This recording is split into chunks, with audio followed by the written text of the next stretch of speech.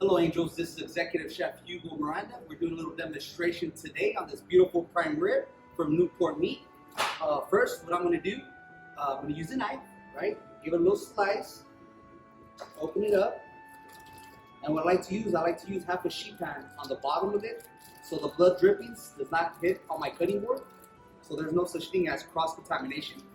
So what I'm doing right now, I'm dry curing it with beautiful kosher salt from Melissa's.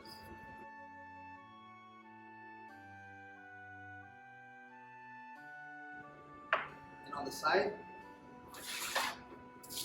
I have butcher's parchment paper that I'm going to be laying a beautiful prime rib. Cover it, set it aside, and for 10 minutes, just let it do its magic. Now that the prime rib is resting, now I have time to cut the vegetables. These are some organic root carrot vegetables from Melissa's, very beautiful. So all we're doing is cutting the tops. Still leave the stems on a little bit just to give it some nice color when you roast it.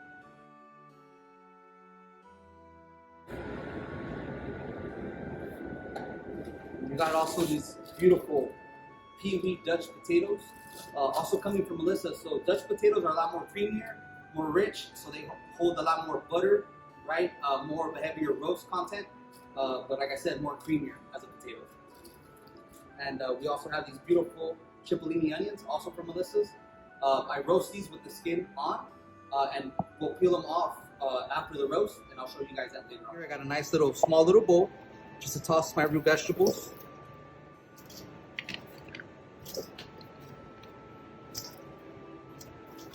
A little extra virgin olive oil. A little bit of salt to your liking.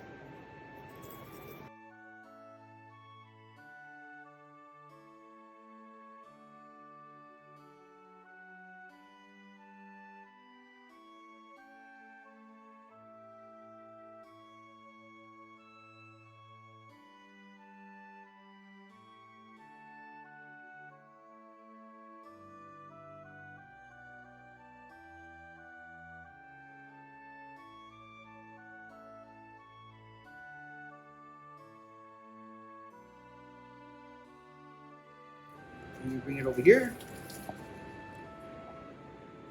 Put it right on top. So I preset the oven at 500 degrees. I'm using these nice, beautiful kitchen towels to not burn your little hands. Put it right here.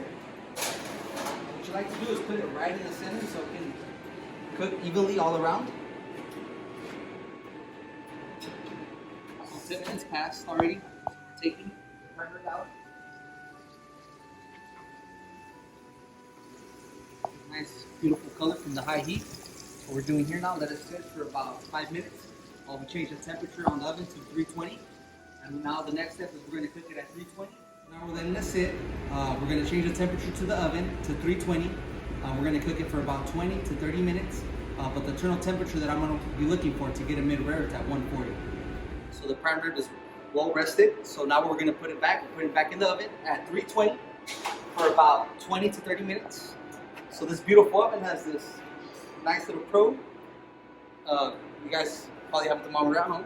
Check it between 10 to 15 minutes to see if it hits 140 degrees, and that would be mid-rare. And you would like to poke it in the thicker side, right in the center. Beautiful prime rib. So now what we're doing, so this oven came with the thermometer. It's at 135, so we're gonna let it sit and rest for about 10 minutes. Then we're gonna retemp it, but right now it should be between mid-rare to medium. So the prime rib is well rested. So now, if you have a look here, where the burnt little charred part is at, this is where the chain's at. So you can get your nice butcher knife, cut it right straight down. And believe it or not, that's how you're gonna tell the temperature of your prime rib. Look at that beautiful, juicy prime rib. About medium, mid-rare. And then usually you always slice it against the grain. The grain is going this way. So how it is now, just straight down.